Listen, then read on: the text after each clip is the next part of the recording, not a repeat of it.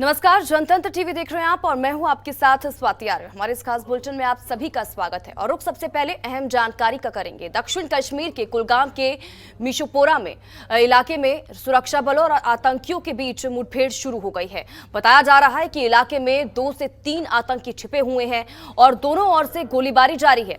इस मौके पर सुरक्षा बल और पुलिस के जवान मोर्चे पर डटे हुए हैं। तो अहम जानकारी, जम्मू कश्मीर में जारी है आतंक के खिलाफ ऑपरेशन। कुलगाम में सुरक्षा बलों की आतंकियों से मुठभेड़ शुरू हो चुकी है।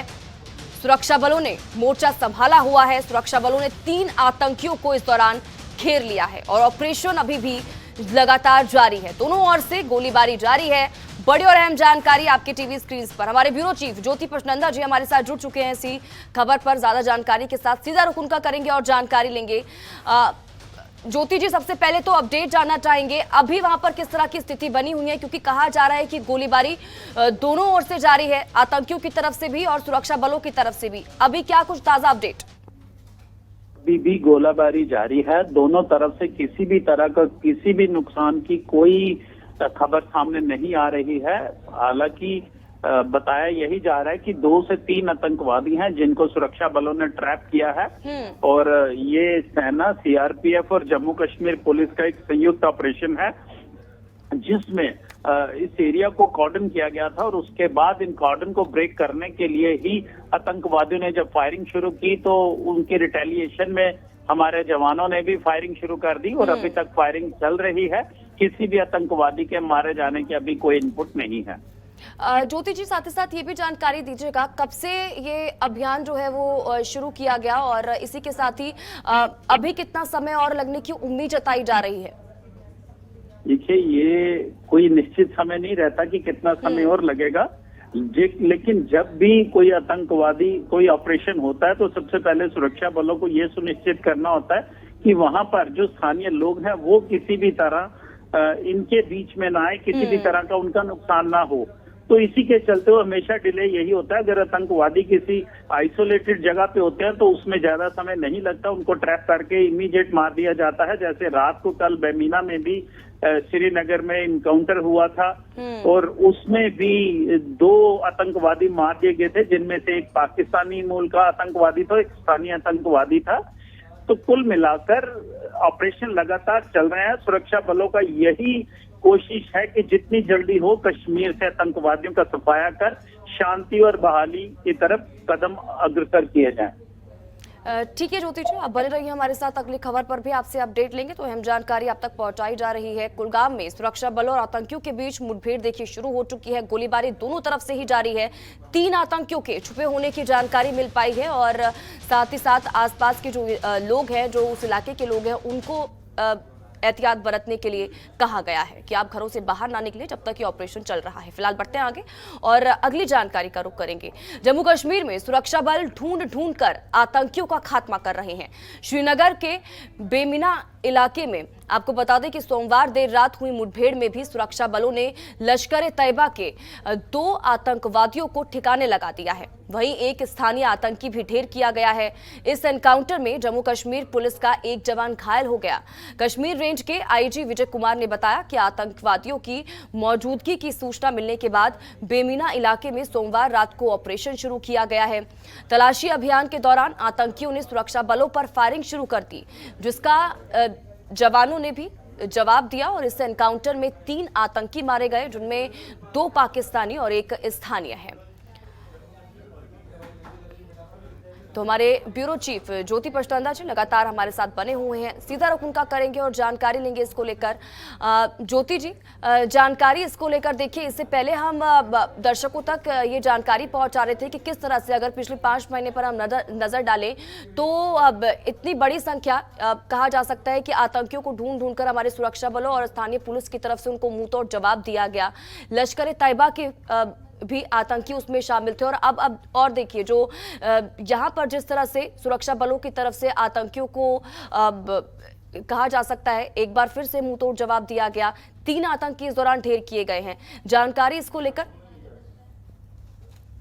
रात को बेमीना में जो ऑपरेशन हुआ है उसमें 2 आतंकवादी मारे गए हैं, जिनमें से एक पाकिस्तानी मूल का था और एक स्थानीय आतंकवादी था। जी। ये 3 आतंकवादी पाकिस्तान से अमरनाथ यात्रा को डिस्टर्ब करने के लिए ही यहाँ भारत में भेजे गए थे। कश्मीर में शांति भंग करने के लिए उनका मकसद था, लेकिन एक आतंकवादी कुछ दिन पहले मारा गया था, क्योंकि ये एक सोपर में सुरक्षा बलों ने इनको ट्रैक किया था, लेकिन वो कॉर्डन ब्रेक करके रात को निकल भागने में कामयाब रहे और 2 आतंकवादी बचे थे। दोनों ही, एक स्थानीय था, एक पाकिस्तानी था, लेकिन जो स्थानीय था वो भी 2018 से पाकिस्तान में ही आतंकवादी शिविर में रह रहा था, लेकिन वो गया था प्रॉपर एक वीजा से, लेकिन वो लौट के नहीं आया और अब इन्हीं के साथ आया है, जिनको कल रात को ढेर कर दिया गया और उनके पास से 2 AK-47, 10 मैगजीन और गोला बारूद बरामद हुआ है। और उनसे जो इनपुट्स मिली थी उनमें से एक लाहौर पाकिस्तान का रहने वाला था और दूसरा आदिल हुसैन था, वो लोकल यहीं का कश्मीर का ही रहने वाला था। और कुल मिलाकर इन 3 लोगों का जो ग्रुप था उनको पुलिस ने एलिमिनेट कर दिया है, उनको न्यूट्रलाइज कर दिया है। और एक बड़ा खतरा जो अमरनाथ यात्रा पर मंडरा रहा था उससे निजात जरूर मिली है, लेकिन चैलेंजेस अभी भी सुरक्षा बलों के लिए खत्म नहीं हुए हैं। अभी भी उनके लिए अमरनाथ यात्रा एक चैलेंज के रूप में ही रह रही है, जिसके लिए उन्होंने काफी प्रयास कर रखे हैं। बिल्कुल ज्योति जी, और जिस तरह से देखिए आपने ये कहा कि चैलेंजेस अभी खत्म नहीं हुए हैं, क्योंकि देखिए कुछ दिनों में अमरनाथ यात्रा की शुरुआत हो जाएगी और जिस तरह से 3 आतंकियों को गिराया गया सुरक्षा बलों की तरफ से, एक बड़ी सफलता, कामयाबी के तौर पर इसको देखा तो जा सकता है। लेकिन अभी भी अगर हम अमरनाथ यात्रा की बात करें, देखिए चुनौतियां काफी हैं ज्योति जी। निसंदेह चुनौतियां हैं, इसीलिए इस बार जो अमरनाथ यात्रा है वो भी बड़ी तादाद में आने की आशंका है। हमारी प्रशासन ने भी उसी तरीके से लगभग 8 लाख लोगों के इंतजाम की व्यवस्था कर रखी है और आज वहां पर पहली पूजा भी संपन्न हुई है और जिससे वहां अमरनाथ यात्रा पर जाने वाले सभी जो रूट्स हैं, जो व्यवस्थाएं हैं, वहां पर जो भी अरेंजमेंट्स होने हैं, उनका भी जो चीफ एग्जीक्यूटिव ऑफिसर ने निरीक्षण किया है। तो निस्संदेह चैलेंजेस अभी खत्म नहीं है, जब तक यात्रा रहेगी तब तक। ठीक है ज्योति जी, बहुत बहुत शुक्रिया इन तमाम जानकारी के लिए और हमारे साथ जुड़ने के लिए। बढ़ते हैं आगे, और वहीं इस साल घाटी से 100 आतंकियों का सफाया हुआ है। आईजी कश्मीर विजय कुमार ने ये जानकारी दी कि सबसे ज्यादा लश्कर के आतंकी मारे गए हैं। ग्राफिक्स के जरिए समझिए कि घाटी से आतंकियों का सफाया किस तरह से किया गया। तो देखिए इस साल 100 आतंकियों का सफाया किया गया है सुरक्षा बलों और वहां की स्थानीय पुलिस की तरफ से। अब तक हुई मुठभेड़ में 100 आतंकियों को ढेर कर दिया गया है। इनमें 71 स्थानीय और 29 पाकिस्तानी आतंकी शामिल थे। सबसे ज्यादा अगर बात की जाए तो लश्कर के आतंकी मारे गए हैं। लश्कर के 63 आतंकवादी मारे गए हैं। जैश ए मोहम्मद के 24 आतंकी इसमें थे, उनको भी ढेर किया गया। बाकी अंसार गजवातुल हिंद और इसी के साथ ही ISJK से जुड़े आतंकी थे, उनका भी सफाया किया गया है। आईजी कमिश्नर कश्मीर विजय कुमार ने ये तमाम जानकारियां दी हैं। वहीं सोमवार को उपराज्यपाल मनोज सिन्हा ने 16 कॉर्प्स के स्वर्ण जयंती समारोह में हिस्सा लिया और इस दौरान उन्होंने कहा कि बीते 50 सालों से 16 कॉर्प्स ने न केवल युद्ध में विरोधियों के बुरे मंसूबों को विफल किया है, बल्कि जम्मू कश्मीर में सामान्य स्थिति बहाल करने और आतंकवाद विरोधी अभियानों में अपनी क्षमता साबित की है। साथ ही उन्होंने कहा कि 16 कॉर्प्स ने क्षेत्र के विकास में भी अपना अमूल्य योगदान दिया है। 16th कोर के जाबाज ऑफिसर्स तथा जवानों ने उसी भावना के साथ भारतीय सेना सदैव तत्पर के नारे को बड़ी जिम्मेदारी, वफादारी और पूरे जोश के साथ निभाया है।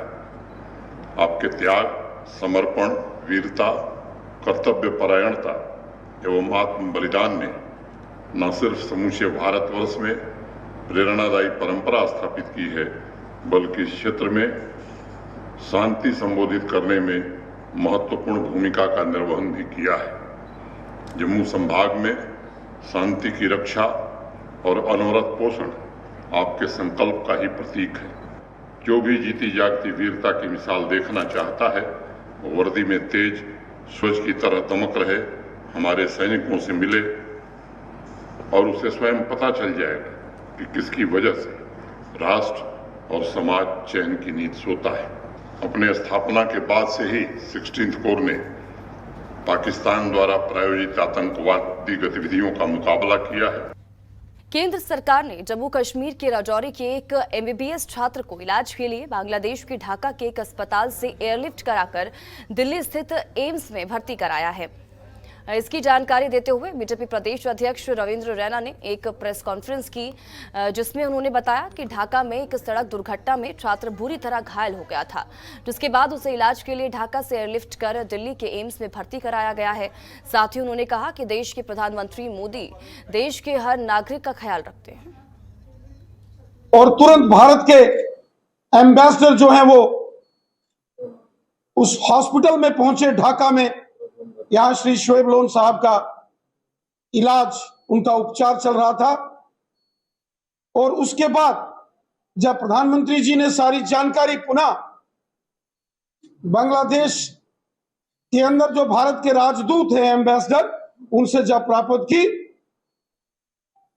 तो विशेष एयर एम्बुलेंस के जरिए शोएब लोन साहब को बांग्लादेश के ढाका से एयरलिफ्ट करके प्रधानमंत्री मोदी साहब ने उन्हें वापिस अपने देश हिंदुस्तान मंगाया और दिल्ली में all India institute of medical sciences AIIMS में उनको वहां भर्ती कराया और आज उनका इलाज वहां एम्स में चल रहा है। फिर हमारे कुछ आदमी जो राजौरी के अंदर हमारे रविंदर रैना जी स्टेट प्रेसिडेंट अब बीजेपी के हैं, वो जब राजौरी के अंदर गए तो हमारे आदमी मिले, उन्होंने कसम खाई कि भाई हमें पता नहीं लगा, मैं आज ही उनको शिफ्ट कराऊंगा, मोदी जी से बोलूँगा, वो जो कर आपका बच्चा यहाँ लाएंगे। मैं मोदी जी का बड़ा शुक्रगुजार हूँ। शुक्रिया तो करने से एहसान काम हो जाता है, फिर भी सोचता हूँ कि अगर ना शुक्रिया करूँ तो एहसान फरमोश भी नहीं मैं बनना चाहता। मैं एक टांग उठाकर मोदी जी का मैं शुक्रिया अदा करता हूँ। ऐसे ही हमारे प्राइम मिनिस्टर अगर हिंदुस्तान में या किसी मुल्क में भी हो तो मैं तो कहता हूँ उस आवाम को घबराना नहीं चाहिए। वहीं केंद्रीय मंत्री प्रहलाद सिंह पटेल जम्मू कश्मीर के दौरे पर हैं, जहां आज उन्होंने श्रीनगर में राजभवन में उपराज्यपाल से मुलाकात की और इस दौरान उपराज्यपाल मनोज सिन्हा ने राजभवन में केंद्रीय मंत्री प्रहलाद सिंह पटेल का स्वागत किया।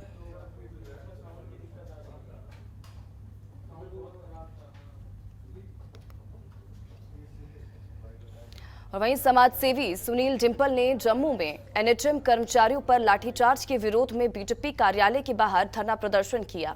इस दौरान उन्होंने कहा कि उपराज्यपाल ने खुद वादा किया था कि इन स्वास्थ्य कर्मचारियों को स्थायी रूप से नियुक्त किया जाएगा और नियुक्ति तक एक्सटेंशन दी जाएगी, लेकिन अब तक वो वादा पूरा नहीं हुआ है।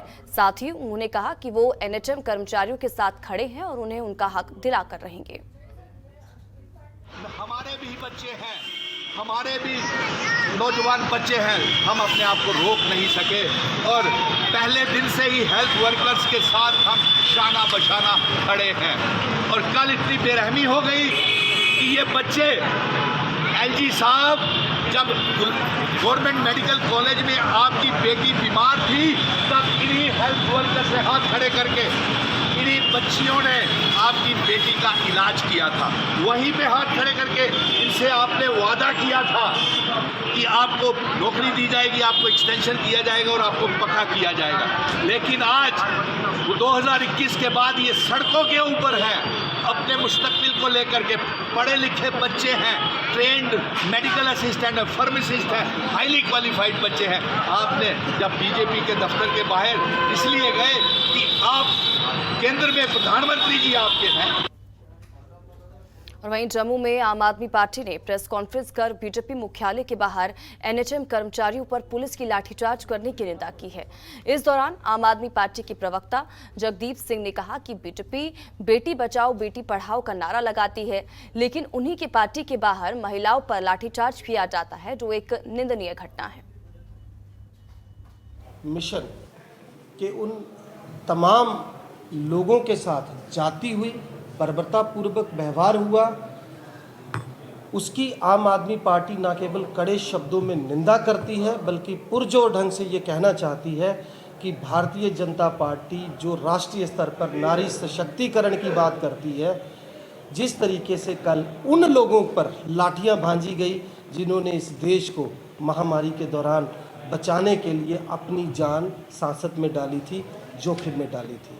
मैं आप सबके माध्यम से बताना चाहता हूं कि करीब 1600 कर्मचारी एनएचएम के थे, जिनमें से 500 के करीब लोग वो हैं जो अलग अलग प्राइवेट इदारों में पहले से ही जा चुके हैं। इनमें जो नर्सिंग स्टाफ से लेकर फार्मासिस्ट और एनेस्थीसिया तक देने वाले डॉक्टर्स शामिल हैं।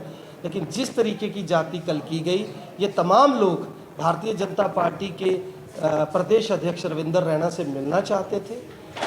मिलना तो दूर की बात है, पार्टी की तरफ से ही ऐसा दिशा निर्देश जारी किया गया कि इन लोगों के साथ मारपीट की जाए। वहीं जम्मू के विक्रम चौक पर कश्मीर में काम कर रहे कश्मीरी अल्पसंख्यक लोगों ने धरना प्रदर्शन किया, जिसमें उन्होंने कश्मीर से ट्रांसफर किए जाने की मांग की। इस दौरान उन्होंने कहा कि वो काफी समय से उपराज्यपाल को ज्ञापन दे रहे हैं, लेकिन उनकी मांगों पर ध्यान नहीं दिया जा रहा है। साथ ही लोगों ने ये भी कहा है कि कश्मीर में टारगेट किलिंग हो रही है और अल्पसंख्यकों को निशाना बनाया जा रहा है, इसीलिए वो उपराज्यपाल से कश्मीर से ट्रांसफर किए जाने की मांग कर रहे हैं। देखा आपने कि आए रोज क्या हो रहा है कि वहाँ पर माइनॉरिटी की टारगेट किलिंग हो रही है।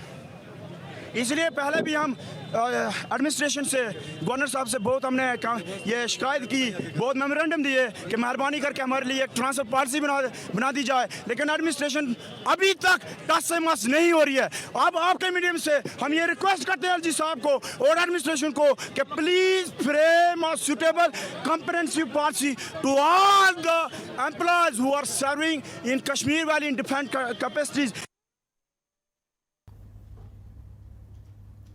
और वहीं जम्मू कश्मीर में मंगलवार को भूकंप के झटके महसूस किए गए। राष्ट्रीय भूकंप विज्ञान केंद्र के मुताबिक इसकी तीव्रता 5.2 मापी गई। बता दें कि भूकंप दोपहर में 1:05 पर आया, जिससे लोगों में हड़कंप मच गया और लोग अपने घरों से बाहर निकल आए। मिली जानकारी के मुताबिक भूकंप का केंद्र अफगानिस्तान ताजिकिस्तान में था।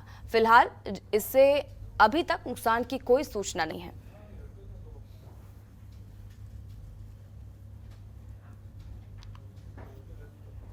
और वहीं कठुआ में जिला अस्पताल में रक्तदान शिविर का आयोजन किया गया, जिसमें जिला उपायुक्त राहुल पांडे मुख्य अतिथि के तौर पर उपस्थित रहे। इस दौरान अपनी अपनी इच्छा से रक्तदान करने आए, जिनमें महिलाएं भी शामिल थी। वहीं इस मौके पर उपायुक्त भी इस दौरान वहां पर मौजूद रहे। तो उपायुक्त राहुल पांडे वहां पर मौजूद रहे और उन्होंने कहा कि रक्तदान करने से हम किसी जरूरतमंद की मदद कर रहे हैं और इसीलिए हमें आगे आकर रक्तदान करना चाहिए। टाटा दिवस है जो कि 14 जून को हर साल मनाया जाता है। आज हम रेड क्रॉस सोसाइटी और रिवार्ट एनजीओ की तरफ से यहाँ पे आए हैं और यहाँ पे खूनदान के लिए आए हुए हैं। खूनदान के कंसर्न में बड़ी सारे र्यूमर्स हैं कि ब्लड देने पे ये प्रॉब्लम होगा, हमारा ब्लड कम हो जाएगा, बट ये सब र्यूमर्स ही हैं। जैसे कि मैंने पहले कहा, ब्लड देने से किसी का खून कम नहीं होता, बल्कि हमारा 24 आवर्स में कंप्लीट होता है। और इसमें हमारे हेल्थ चेकअप्स भी होते हैं पहले, जिससे हमें हमारी हेल्थ के बारे में, हमारी फिटनेस के बारे में पहले ही पता चलता है और उसके बाद ही हम रक्तदान करते हैं।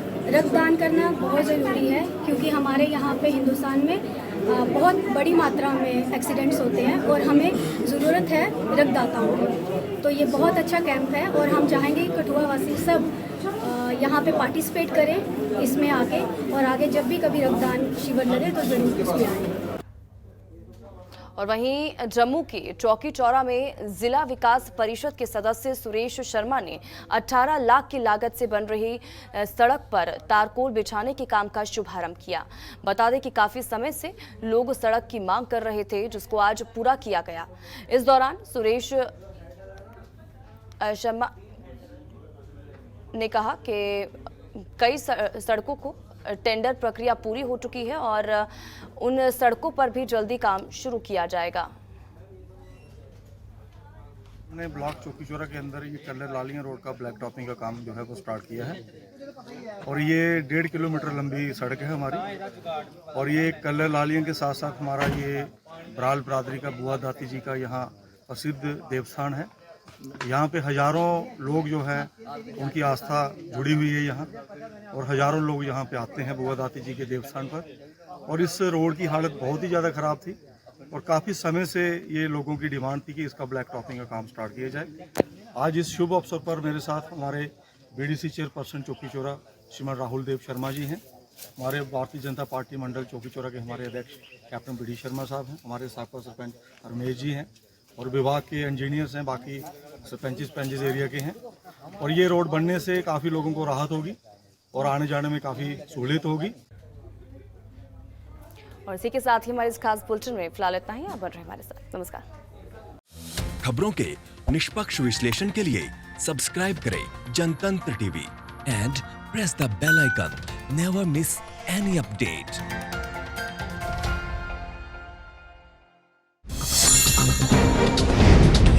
डाउनलोड कीजिए जनतंत्र टीवी ऐप को जो कि अवेलेबल है गूगल प्ले और ऐप स्टोर पर। अधिक जानकारी के लिए अभी डाउनलोड करें।